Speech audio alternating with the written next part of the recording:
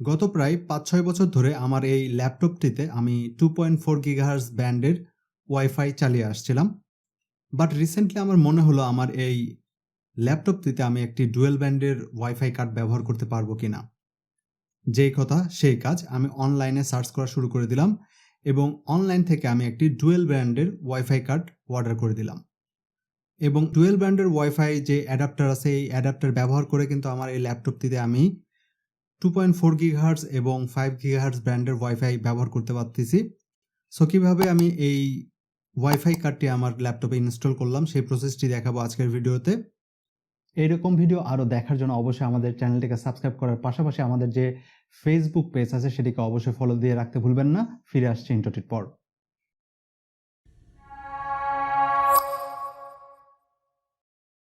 Wifi কার্ডটি হাতে পাওয়ার পরে প্রথমে আমি এটিকে আনবক্স করে নিলাম। নেওয়ার পর এখানে দেখতেছেন আমি যে ওয়াইফাই কার্ডটি অর্ডার করেছিলাম সেটি হচ্ছে মিনি পিসিআই পোর্টের অর্ডার। অর্থাৎ আমার যে ল্যাপটপ এটিতে শুধুমাত্র মিনি পিসিআই যে স্লট, সেই স্লটের যে ওয়াইফাই অ্যাডাপ্টার বা ওয়াইফাই কার্ডগুলো আছে এটি ইউজ করা যাবে। এখন যে লেটেস্ট টেকনোলজির লেটেস্ট যে ল্যাপটপগুলো আসতেছে সেগুলোতে কিন্তু আপনার অনেক সময় M.2 পোর্টের যে ওয়াইফাই কার্ডগুলো সেগুলো ব্যবহার করা হয়ে থাকে। সো আপনি যদি আপনার ল্যাপটপে ওয়াইফাই কার্ড অ্যাড করতে চান তাহলে অবশ্যই এটিকে খেয়াল রাখতে হবে যে আপনার যে ল্যাপটপটি আছে এই ল্যাপটপটিতে কোন স্লট আছে, অর্থাৎ মিনি পিসিআই স্লট আছে নাকি M.2 স্লট আছে সেটি দেখে নিয়ে তারপর আপনি একটি ওয়াইফাই কার্ড অর্ডার করে নেবেন। নাও ফার্স্টে আমি আমার ল্যাপটপের ব্যাটারিটিকে খুলে ফেললাম এবং তারপর আমার যে ল্যাপটপের যে ব্যাক হাউজিং আছে এটি অবশ্যই সিকিউর করা ছিল একটি স্ক্রু দিয়ে।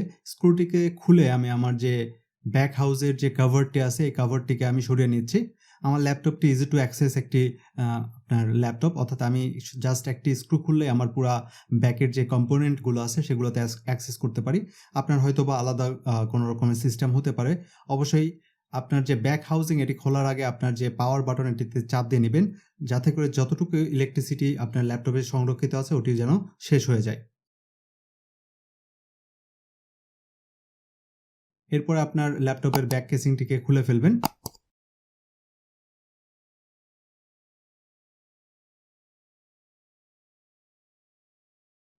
খুলে ফেলার পর দেখতেছেন এই যে আমার ওখানে ওয়াইফাই কার্ডটি আছে। নাও এই ওয়াইফাই কার্ডটি দেখেন একটি স্ক্রু দ্বারা এখানে সিকিউর করা আছে। আমি ফার্স্ট এখান থেকে আমার যে ওয়াইফাই অ্যান্টেনারগুলো আছে, দুটি ওয়াইফাই অ্যান্টেনার, এই ওয়াইফাই অ্যান্টেনারগুলোকে খুলে নিলাম।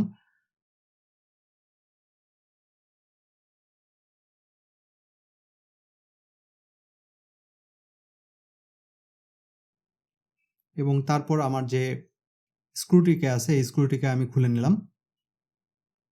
খুলে নিতেই দেখলেন যে আমার ওয়াইফাই কার্ডটি উপর দিকে চলে এসেছে। এটিকে আমি এই স্লট থেকে খুলে নিলাম।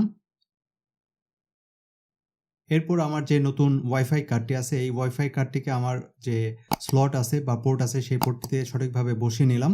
এরপর সেই স্ক্রুটি দিয়ে আমি এখানে এটিকে আবার ফিক্সড করে দিলাম, অর্থাৎ এটিকে আটকিয়ে দিলাম।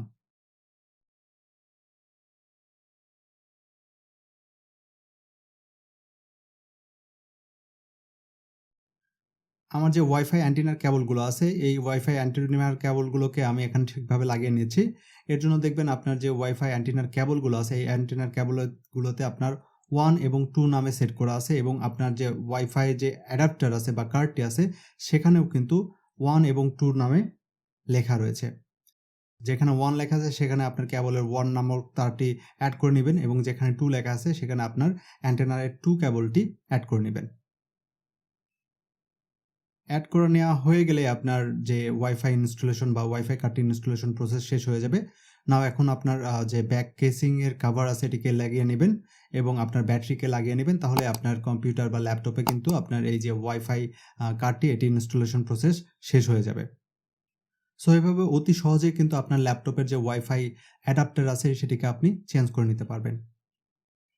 আপনার ল্যাপটপের ওয়াইফাই অ্যাডাপ্টারটাকে আপনি চেঞ্জ করতে পেরেছেন? যদি পেরে থাকেন তাহলে অবশ্যই ভিডিওর কমেন্ট বক্সে কমেন্ট করতে ভুলবেন না এবং এই ভিডিও যদি আপনাদের ভালো লেগে থাকে তাহলে অবশ্যই ভিডিওতে একটি লাইক দিতে ভুলবেন না।